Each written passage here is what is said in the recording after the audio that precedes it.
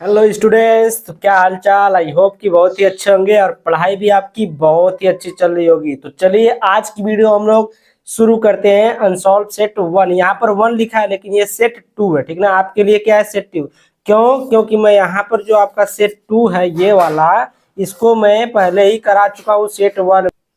तो इसमें आपका ये सेट टू जो है सेट वन की जगह हल हो चुका है, और यहाँ पर जो सेट वन है इसको सेट टू की जगह पर हम लोग हल करेंगे, ठीक है। तो यहाँ पर देखिए ये नेक्स्ट वीडियो, मतलब ये दूसरी वाली वीडियो। फर्स्ट वीडियो में आपको मैं कहाँ तक हल करा दिया हूँ, क्वेश्चन नंबर आपका तीन वाला जो है, आपका क्वेश्चन नंबर तीन जो है आपका पूरा हो चुका है, ठीक है। ये प्रश्न नंबर तीन जो है पूरा हो चुका है। प्रश्न नंबर चार में हम लोग चलेंगे आज।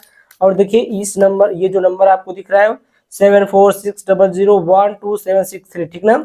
इस नंबर पर आप लोग कॉल करके पीडीएफ के लिए परचेस कर सकते हैं, ठीक ना। तो यहाँ पर देखिए क्वेश्चन नंबर चार का, यहाँ पर देखिए क वाला हम लोग लिख लिए हैं। बोल क्या रहा है क्वेश्चन, देखिए क्या कह रहा है। कह रहा है कि विलियन को परिभाषित कीजिए, ठीक ना। विलियन विलियन की परिभाषा पूछा है, परिभाषित करना है विलियन को। किसी विलियन के सांद्रण को कितने प्रकार से व्यक्त कर सकते हैं समझाइए, ठीक ना।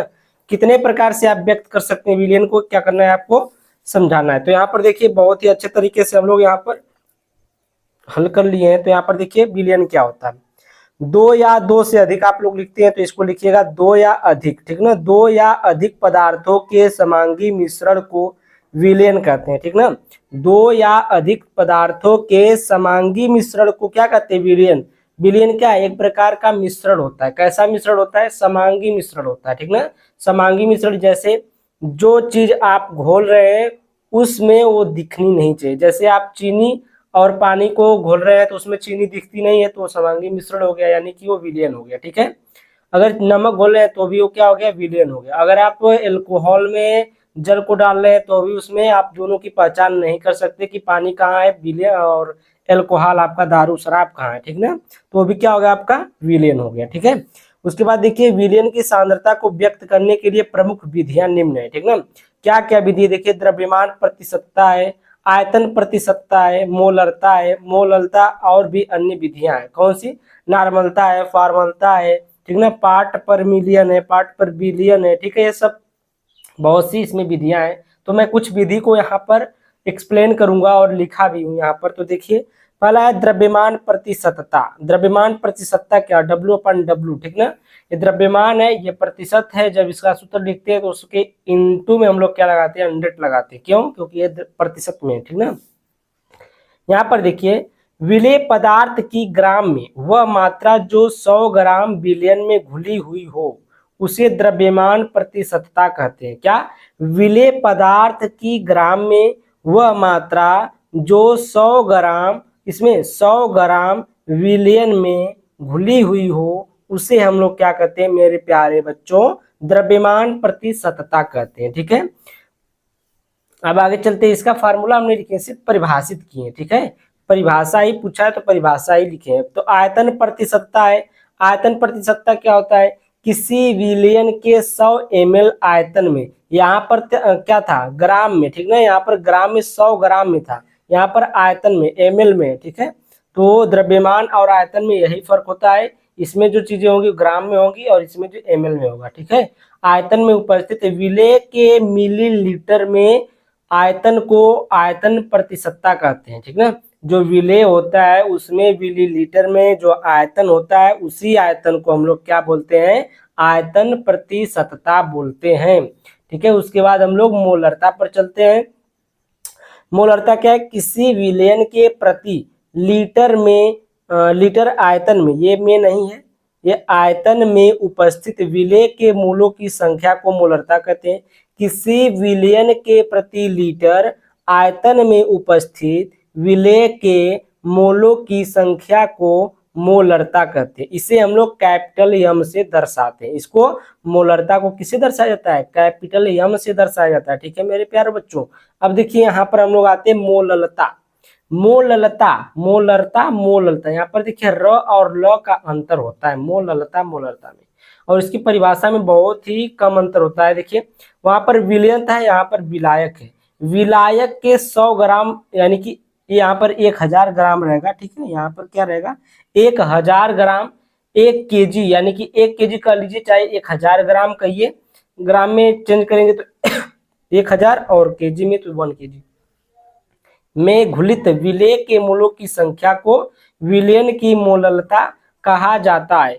इसे हम लोग स्मॉल एम से प्रदर्शित करते हैं या दर्शाते हैं, ठीक है। उसके बाद पार्ट्स पर मिलियन है, उसके बाद और पार्ट्स पर बिलियन है, ठीक ना, और भी अन्य चीजें, मतलब अन्य सांद्रता को मापित करने वाले विधि हैं, ठीक है, व्यक्त करने वाली विधियां हैं, ठीक है। तो आगे चलते हैं हम लोग नेक्स्ट क्वेश्चन पर। तो चलिए हम लोग इस पर आ गए। प्रश्न नंबर 4 का ख है, किसी वैद्युत अपघट्य के विलयन की चालकता एवं मोलर चालकता की परिभाषा दीजिए, सांद्रता के साथ इनके परिवर्तन की विवेचना कीजिए। चालकता किसे कहते हैं? देखिए चालकता क्या होती है, किसी पदार्थ की विद्युत या उष्मा का संचालन करने की क्षमता को चालकता कहते हैं।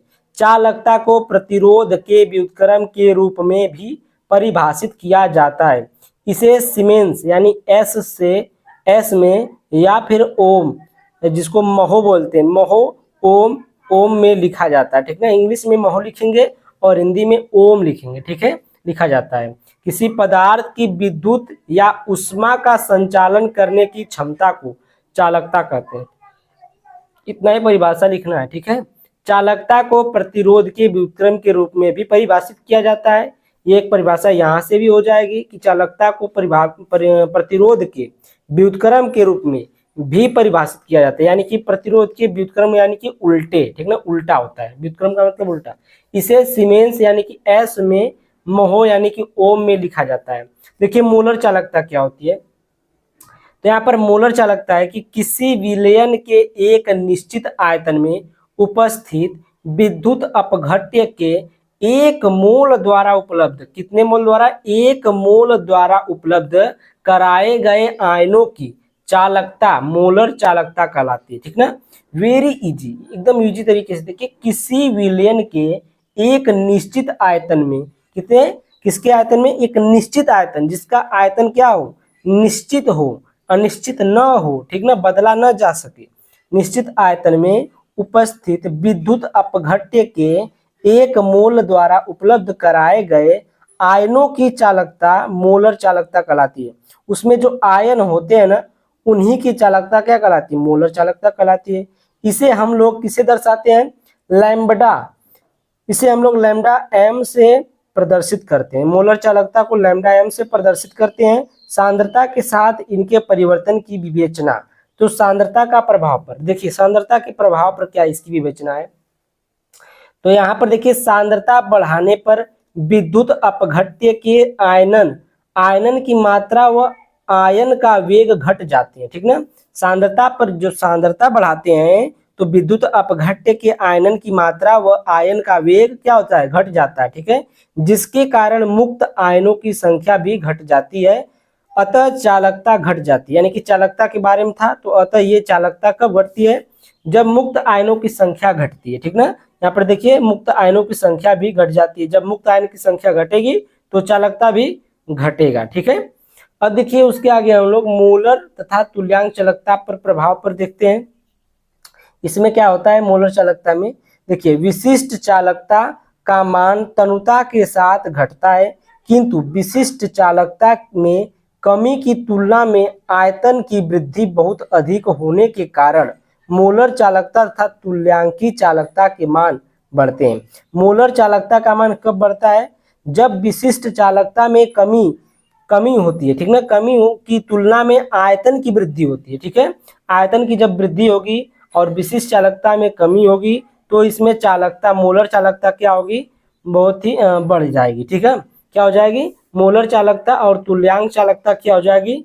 आपकी बढ़ती जाएगी यानी बढ़ जाएगी। उसके बाद नेक्स्ट क्वेश्चन पर हम लोग चलते हैं। देखिए नेक्स्ट क्वेश्चन है, क्या कह रहा है कि प्रथम कोटि की अभिक्रिया से आप क्या समझते हैं?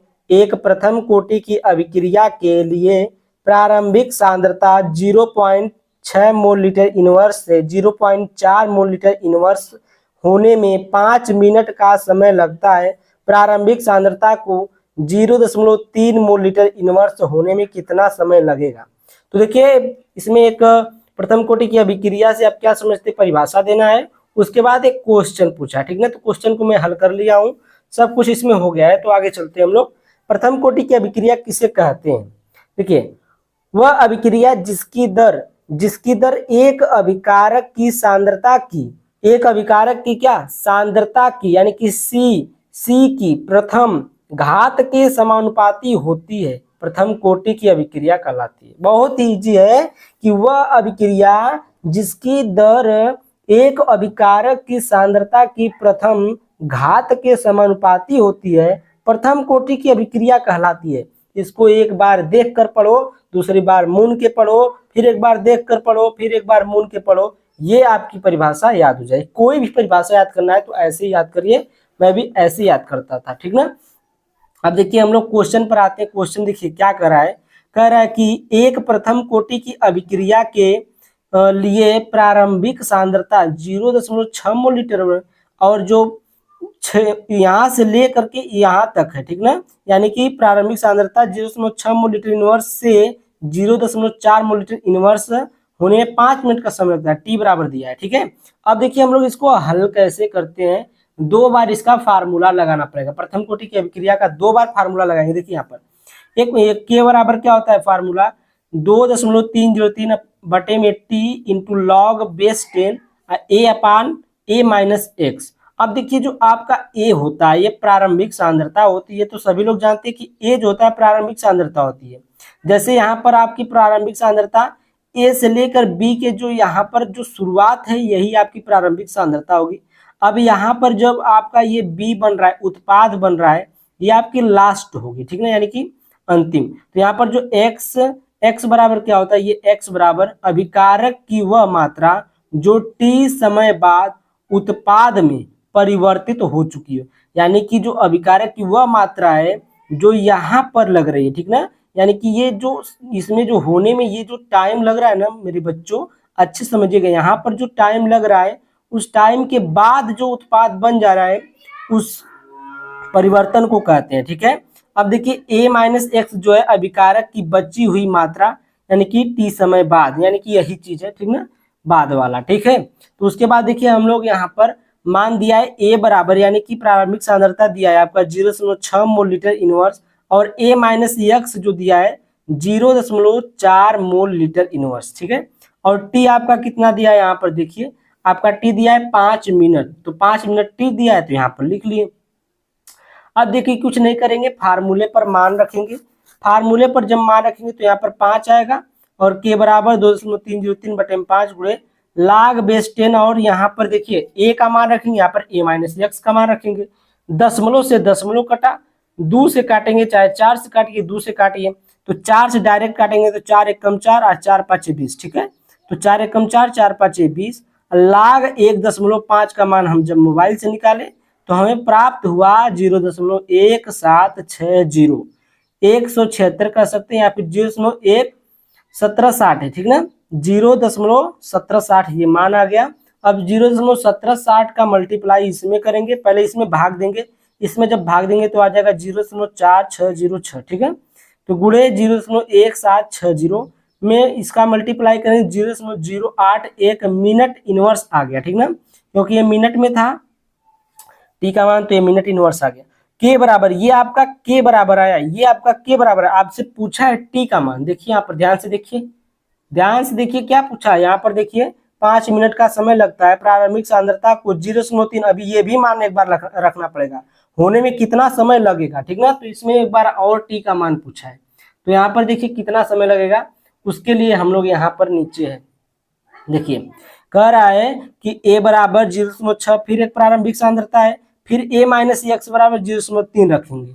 अब इससे हम लोग सूत्र का पता करेंगे, टी का मान निकालना है, यहाँ पर टी का मान निकालना, तो टी को हम लोग इधर करेंगे और के को इधर करेंगे, ठीक है। तो के का मान आपका कितना दिया है 0.081 मिनट इनवर्स, इतना मान रखेंगे यहाँ पर। तो यहाँ पर देखिए मान रखे, यहाँ पर ये मान दिया है log बेस 10, और यहाँ पर मान रखेंगे देखिए 0.6 बटे में 0.3 ए माइनस एक्स का मान, तो दशमलव से दशमलव गया, 3 दूना के 6 गया, तो 2 बचा। लाग 2 का मान जो होता है मेरे प्यारे बच्चों 0.3010 होता है, ठीक है, यानी कि इसको हम लोग 0.3010 भी कहते हैं।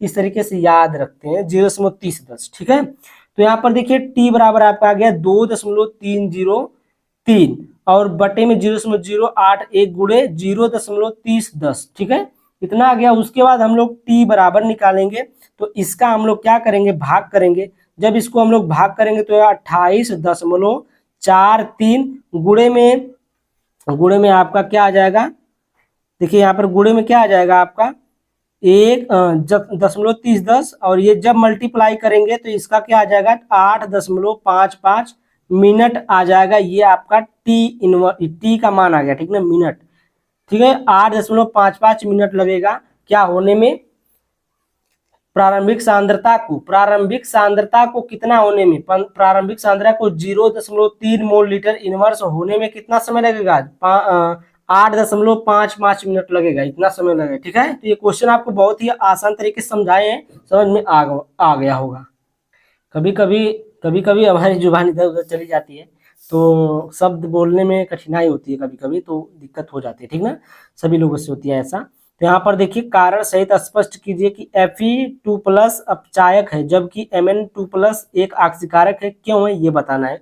देखिए क्योंकि Mn+2 में अर्धपूर्ण जो कक्षक होता है वो 3d5 होती है, जो कि Fe+2 की 3d6 कक्षक से अधिक अस्थायी है, ठीक ना। ये जो आपका कक्षक है इस वाले कक्षक से ज्यादा अस्थायी होता है, इसलिए Mn+2 यौगिक सरलता से Mn+3 में ऑक्सीकृत नहीं होते हैं, क्योंकि इनकी द्वितीय आयनन एंथैल्पी बहुत अधिक होती है। द्वितीय आयनन एंथैल्पी जो एनर्जी होती है बहुत ही अधिक होती है। इसके विपरीत Fe+2 यौगिक कम द्वितीय आयनन एंथैल्पी के कारण Fe+3 में सरलता से ऑक्सीकृत हो जाता है, ठीक ना। जो Fe+2 होता है वो Fe+3 में सरलता से ऑक्सीकृत हो जाता है और जो Mn+2 होता है वो Mn+3 में सरलता से ऑक्सीकृत नहीं हो पाता। इसका रीजन यही है, आप लोग पढ़ लीजिए एक बार, ठीक है। आगे चलते हैं, देखिए थोड़ा सा इसमें देखिए एसएन का स्कैंडियम है जिसका परमाणु क्रमांक दिया गया है 21, एक संक्रमण तत्व है, किंतु Zn जो है जिसका परमाणु क्रमांक 30 है यह संक्रमण तत्व नहीं है, क्यों नहीं है। देखिए दोनों Sn+3 तथा Zn+2 आयन रंगहीन है तथा सफेद यौगिक बनाते हैं, दोनों में एक समानता पाई गई। उसके बाद देखिए SC है, Sn हम कर रहे हैं, SC है, ठीक ना। SC के संदर्भ में 3D कक्षक आंशिक रूप से भरा है, लेकिन Zn में ये पूर्ण भरे हैं, यानी कि जब इसका 21 का इलेक्ट्रॉनिक विन्यास करेंगे तो D पर खाली एक इलेक्ट्रॉन आएगा, कितना इलेक्ट्रॉन आएगा, S पर एक इलेक्ट्रॉन आएगा, ठीक ना। और ये क्या होंगे, एकदम आंशिक का मतलब अधूरा भरा रहता है, ठीक है। उसके बाद जो Zn है पूरा भरा रहता है, क्योंकि इसमें अंत में 10 इलेक्ट्रॉन आते हैं तो D कक्षक पूरा ही भर जाता है। तो Zn में अंतिम इलेक्ट्रॉन 4s कक्षक में चला जाता है। दोनों Sc तथा Zn स्कैंडियम तथा जिंक परिवर्तित ऑक्सीकरण अवस्था प्रदर्शित नहीं करते हैं, ठीक ना। क्या करते हैं, ये दोनों प्रदर्शित नहीं करते हैं, ऑक्सीकरण अवस्था प्रदर्शित नहीं करते। अब देखिए इसका इलेक्ट्रॉनिक विन्यास हम लोग देख लेते हैं। जो Sc है, यहाँ पर देखिए स्कैंडियम है, स्कैंडियम जो 21 पर इसका 1s2 2s2 2p6 3s2 3p6 4s2 और 3d1, यहाँ पर देखिए एक ही इलेक्ट्रॉन भरा हुआ है, क्यों, क्योंकि 21वां इलेक्ट्रॉन 3d1 में आया है, इसलिए। और इसमें जब ज्यादा इलेक्ट्रॉन रहते हैं 4 या 5 या 3 रहते हैं तब भी हो जाता है, ठीक ना, परिवर्तित ऑक्सीकरण अवस्था प्रदर्शित करते हैं, लेकिन इसमें एक ही है और इसमें ये पूरा फुल भरा हुआ है, तो ये किधर जाएगा, इसमें ये भी पूरा फुल भरा है यस वाला, तो ये भी कहीं नहीं जा सकता, इसलिए भी क्या होता है, जो Zn होता है परिवर्तित ऑक्सीकरण अवस्था प्रदर्शित नहीं करता है, ठीक है। उसके बाद हम लोग इसमें तीसरा क्वेश्चन है, संक्रमण धातुएं तथा उनके यौगिक उत्तम उत्प्रेरक का कार्य करते हैं, क्यों करते हैं बताना है। निम्नलिखित गुण के कारण ये उत्तम उत्प्रेरक का कार्य करते हैं, कौन कौन से गुण है, देखिए इनमें अपूर्ण d ऑर्बिटल में अयुग्मित इलेक्ट्रॉन होते हैं, ठीक है। सही बात है कि जब इसका इलेक्ट्रॉनिक विन्यास करते हैं तो जब d ऐसे d ऑर्बिटल बना करके भरा जाता है, ऐसे ऐसे 1 इलेक्ट्रॉन 2 इलेक्ट्रॉन 3 इलेक्ट्रॉन 4, पहले 1 1 इलेक्ट्रॉन फिर 1 2 3 2 2 इलेक्ट्रॉन भरेंगे, ठीक ना। फिर एक एक इलेक्ट्रॉन भरेंगे, जैसे एक एक इलेक्ट्रॉन पहले भर लेंगे हर खाने में, 5 खाना होता है डी वाले में, तो फिर जो बचेगा उसको भरेंगे। तो यहाँ पर जो डी ऑर्बिटल होते हैं वो अयुग्मित इलेक्ट्रॉन, यानी कि अयुग्मित का मतलब जो जोड़ा नहीं बनते हैं उन्हीं को कहा जाता है, ठीक है। इनकी वजह से ये ऊर्जा को अवशोषित और फिर छोड़ सकते हैं, ठीक है। इनमें ऑक्सीकरण अवस्थाएं बदलती रहती, जो ऑक्सीकरण अवस्था होती है कभी +2 हो जाती है, कभी +3 हो जाती है, आप लोग देखते होंगे, ठीक है। इनका पृष्ठ क्षेत्रफल जो ज्यादा होता है, जिससे ये अभिकारकों को अपनी सतह पर सोख लेती है। ये जो आपकी संक्रमण धातुएं होती हैं, ये इनका जो पृष्ठ क्षेत्रफल होता है ज्यादा होता है, जिसकी वजह से ये अभिकारकों को अपनी सतह पर ही क्या करते हैं, सोख लेते हैं, ठीक है। आगे चलते हैं, वीडियो तो लंबी हो ही गई है, वीडियो लंबी हो चुकी है। देखिए प्रश्न चौथी पॉइंट है, इसमें कॉम्प्लेक्स कॉम्प्लेक्स बनाने की क्षमता होती है, यानी कि कॉम्प्लेक्स का मतलब समझ रहे हैं, जो इस प्रकार से जो K4 इस प्रकार से कोष्टक में FeCO का थ्राइस या एक्वा उक्वा एपीएसी नाम लिखते हैं, कॉम्प्लेक्स उसको उसी को बोलते हैं, ठीक ना। इसमें इनमें कॉम्प्लेक्स बनाने की क्षमता होती है, ये अनुकूलनशील होते हैं, इनमें इलेक्ट्रॉनों को आसानी से वापस लेने या देने की क्षमता होती है, ठीक है, आसानी से लेन देन करने की क्षमता होती है। उसके बाद देखिए प्रश्न नंबर 5 पर आते हैं। देखिए CuS यानी कि Cu सॉलिड है, HCl में नहीं घुलता है, क्यों नहीं घुलता है बताना, थोड़ा सा जल्दी जल्दी हम करेंगे क्योंकि वीडियो बहुत ज्यादा लंबी हो रही है।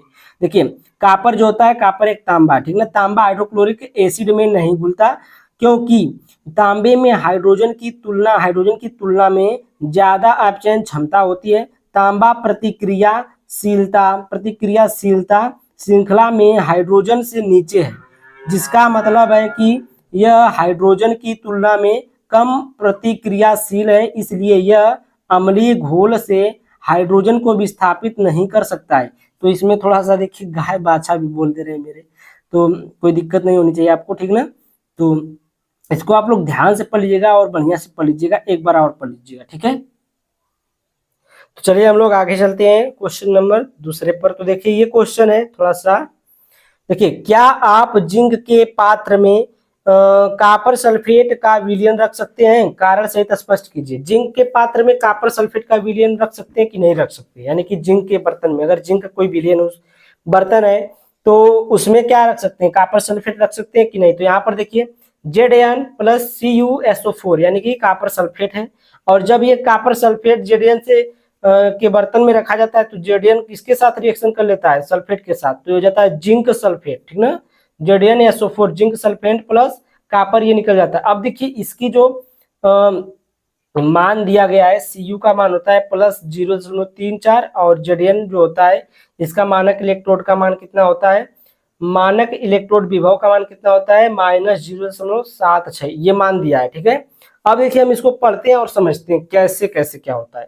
जिंक कॉपर की तुलना में अधिक प्रतिक्रियाशील है, इस कारण से जिंक कॉपर को उसके घोल से विस्थापित कर सकता है। यदि कॉपर सल्फेट के घोल को जिंक के बर्तन में रखा जाए तो जिंक कॉपर सल्फेट के घोल को विस्थापित करके जिंक सल्फेट ZnSO4 बना लेता है, इसलिए जिंक के पात्र में कॉपर सल्फेट के विलयन को नहीं रखा जा सकता।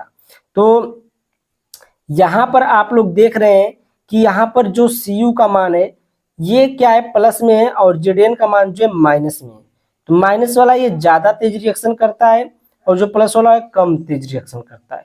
तो जब इसको हम लोग इसके पात्र में रखेंगे तो Zn जो होगा इसके साथ रिएक्शन कर देगा और कॉपर को भगा देगा, ठीक ना, कॉपर को हटा कर कि अपने इसकी जगह पर बैठ जाएगा, ठीक है। तो इसलिए हम लोग कॉपर सल्फेट को जिंक के बर्तन में नहीं रख सकते हैं। तो आज की वीडियो हमारी यहीं तक थी, प्रश्न नंबर 5 का क तक ही यही क्वेश्चन आप लोग देख करके अगला जो टॉपिक अगला वीडियो आएगा उसमें मैं आपको 5 और प्रश्न नंबर 6 दोनों करा दूंगा, उसके बाद प्रश्न नंबर 7 करा दूंगा। क्वेश्चन थोड़े से बड़े बड़े पड़ जा रहे हैं इसलिए वीडियो बनने में टाइम लग रहा है, ठीक ना, वीडियो बनने में टाइम लग रहा है। उसके बाद जो लिखने का टाइम है वो भी लग रहा है, लिखने में टाइम, ठीक है। अगर आप लोगों को पीडीएफ चाहिए तो पीडीएफ आप लोग ले सकते हैं, ठीक है। तो जो नंबर आप लोग को पहले दिखाए थे उसी नंबर पर आप लोग परचेस कर सकते हैं। तो thank you, bye bye for watching my video.